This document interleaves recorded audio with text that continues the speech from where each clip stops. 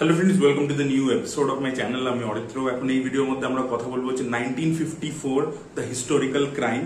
এটা হচ্ছে একটা নতুন web series, Bangla web series, যেটা ফ্রাইডে বলে যে ওটিটি প্ল্যাটফর্মটা রিলিজ করেছে, মানে লঞ্চ করেছে, অনেকদিনই হয়ে গেছে লঞ্চ করেছে। তো সেই ফ্রাইডে ওটিটি প্ল্যাটফর্মে এটা রিলিজ করেছে রিসেন্টলি। তো আমি দেখলাম 8টা এপিসোড রয়েছে, খুবই ভালো একটা কাজ হয়েছে। আমি সেটার মধ্যে ডিটেলের রিভিউতে আসবো।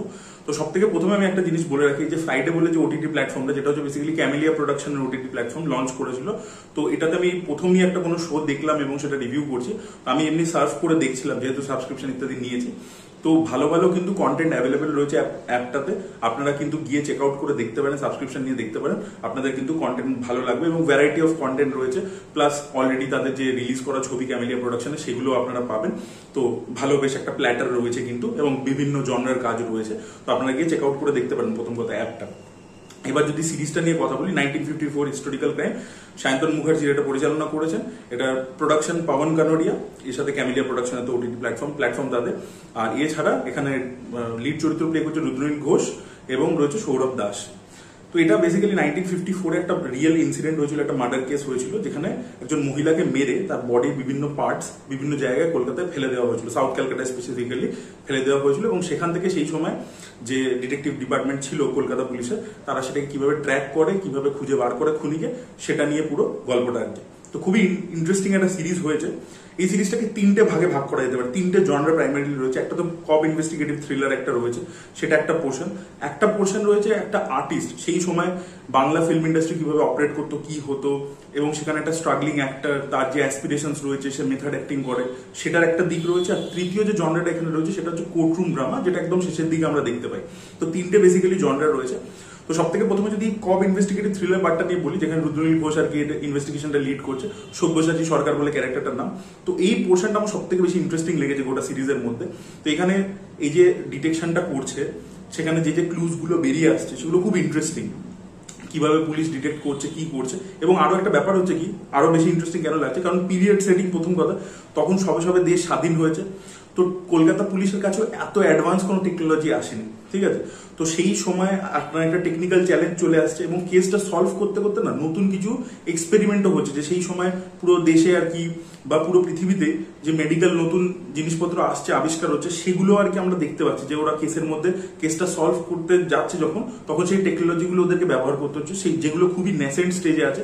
পরবর্তীকালে আমরা যত গোয়েন্দা গল্প ইত্যাদি দেখতে পাই, বা আজকের দিনে যে মডার্ন থ্রিলার দেখতে পাই, তো সেখানে আমরা ওই ব্যাপারগুলো খুব ইজিলি দেখতে পাই। বাট তখন পুলিশের কাছে কোনো টেকনোলজি নেই। তো টেকনোলজি ছাড়া কি করে পুরো জিনিসটাকে ট্র্যাক করবে, সেটা খুব ইন্টারেস্টিং ভাবে করা হয়েছে। সেখানে রিসার্চ গেছে, সেখানে যে জিনিসপত্রগুলো আমরা দেখতে পাই, সেটা খুব ইন্টারেস্টিং ছিল। আর এর সাথে এই যে ক্যারেক্টারটা, যে গোয়েন্দা ক্যারেক্টারটা, যেটা সব্যসাচী সরকার, যেটা প্লে করছে রুদ্রনীল ঘোষ, সেই ক্যারেক্টারটাকে খুব ইন্টারেস্টিংলি ডিজাইন করা হয়েছে। ক্যারেক্টারটার যে ডায়লগস গুলো দেওয়া হয়েছে, যে ম্যানারিজমস গুলো দেওয়া হয়েছে, সে সবসময় স্বপন কুমারের আর কি রেফারেন্স দেয়। তার মায়ের একটা ক্যারেক্টার দেখানো হয়েছে, তার মায়ের সাথে তার যে বন্ডিং ইকুয়েশন, সেগুলো খুব ইন্টারেস্টিংলি প্রেজেন্ট করা হয়েছে। তার মাও আর কি মানে ফিকশন পড়ে।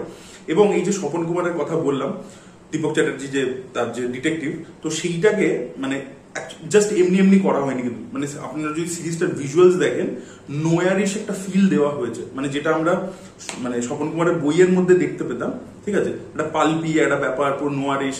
তো সেরকম কিন্তু অনেক জায়গায় কিন্তু treatment of look and feel ভিজুয়ালিও কিন্তু সেই ব্যাপারটাকেই কিন্তু করা হয়েছে ইন্টারেস্টিংলি।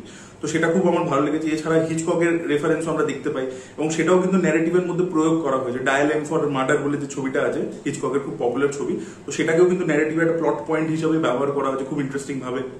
এবং তখন হলিউডের ছবি যে আসতো নাইট শোতে, সার্টেন কিছু সিনেমা হলেই লাগতো, তো সেটাও একটা পুলিশ আর কি ইনভেস্টিগেশনে একটা মানে হিসাবে ইউজ করছে, মানে একটা সূত্র হিসাবে ইউজ করছে।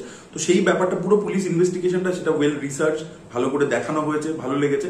আর আরো একটা ব্যাপার হচ্ছে, যেহেতু যে বলে পিরিয়ড সেটিংটা, সেটা একটা এজ দিচ্ছে গল্পটাকে, তো সেটাকেও যেভাবে ওই সময়কার কলকাতাকে দেখিয়েছে এবং এটা নোয়ারিশ স্টাইলে দেখিয়েছে, তো সেটা আমার খুবই ভালো লেগেছে। তো ওই পার্টটা খুবই ভালো, বেস্ট। সেকেন্ড যেটা আমি বেস্ট বলবো, সেটা হচ্ছে এই যে অ্যাক্টিং এর যে পোর্শনটা। তো সৌরভ দাস এখানে বেসিক্যালি একজন অ্যাক্টরের চরিত্র প্লে করছে, এবং ও যে মেথড অ্যাক্টিং করছে, ওর মধ্যে একটা ক্রেজি ব্যাপার চলে এসছে। ও মানে যে চরিত্রটা অ্যাক্ট করছে, সেটাই নিজেকে ভাবছে ইত্যাদি। তো সেগুলো সৌরভ দাস যেভাবে ফুটিয়ে তুলেছে, এই যে ধরুন একটা সেক্টর 36 বলে ছবি এসেছিল, সেখানে বিক্রান্ত মাসির সাথে যে দীপক দোবরিয়ালের যে কনভারসেশন সিনটা সেটা খুব প্রশংসা হয়েছিল। এবার আমাদের বাংলার শিল্পীরাও কিন্তু ট্যালেন্ট আছে তাদের মধ্যে, এবং সৌরভ দাসেরও কিন্তু এখানে রুদ্রনীল ঘোষের সাথে একটা কনভারসেশন সিন আছে যেখানে কিন্তু সৌরভ দাসের পারফরমেন্স খুবই ভালো এবং রুদ্রনীল ঘোষের পারফরমেন্স ভালো, এবং দুজনের মধ্যে যে যুগলবন্দিটা আমরা দেখতে পাই সেটা কিন্তু খুব খুলে বেরিয়ে আসে। কিন্তু সেটা নিয়ে আনফর্চুনেটলি নেটফ্লিক্সের কাজ নিয়ে যে স্তরে কথা হবে, যতটা সেটা প্রচার হবে, যতটা লোকের কাছে পৌঁছে যাবে, সেটা ডেফিনেটলি বেঙ্গলি অ্যাক্টার্সদের ক্ষেত্রে হবে না। বাট এখানে কিন্তু সৌরভ দাস নিজের পারফরমেন্স খুবই ভালো দিয়েছে। তো তার চরিত্রটা এবং যে বললাম যে ওই সময়কার যে বেঙ্গলি ফিল্ম ইন্ডাস্ট্রি কিভাবে অপারেট করতো, কি করতো, সেই ব্যাপারগুলোকেও খুব ইন্টারেস্টিংলি দেখিয়েছে। আর লাস্ট যে কোর্টরুম ড্রামাটা, যেখানে আর কি একটার পর একটা জট ছাড়ানো হচ্ছে, এবার সেই জায়গাটা আমি বলবো কম্পারেটিভলি এই যে বাকি দুটো পোর্শনের থেকে কম্পারেটিভলি আর কি একটু আমার মানে অতটা জমেনি।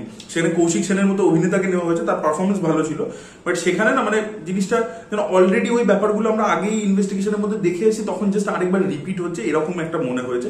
ওই জায়গাটা যদি আরেকটু ইন্টারেস্টিং ভাবে, আর মানে কৌশিক সেনও যদি ইকুয়ালি একটা চ্যালেঞ্জ ছুড়ে দিত, তো পুলিশের দিক থেকে যে লয়ার রয়েছে মানে পাবলিক প্রসিকিউটর যে রয়েছে সেও যদি কিছু চ্যালেঞ্জ ছুড়ে দিত, তুই হাড্ডাহাড্ডি যে ব্যাপারটা সেটা কোর্টরুমের জায়গাটা তো অতটা ফিল করা যায় না। সেখানেও কিছু ইন্টারেস্টিং ব্যাপার আছে, একেবারে যে নেই তা বলবো না, বাট কিন্তু ওই হাড্ডাহাড্ডি ব্যাপারটা কিন্তু ওই জায়গাটা হয়নি আর কি, ওই জায়গাটা অতটা আমার জমেনি।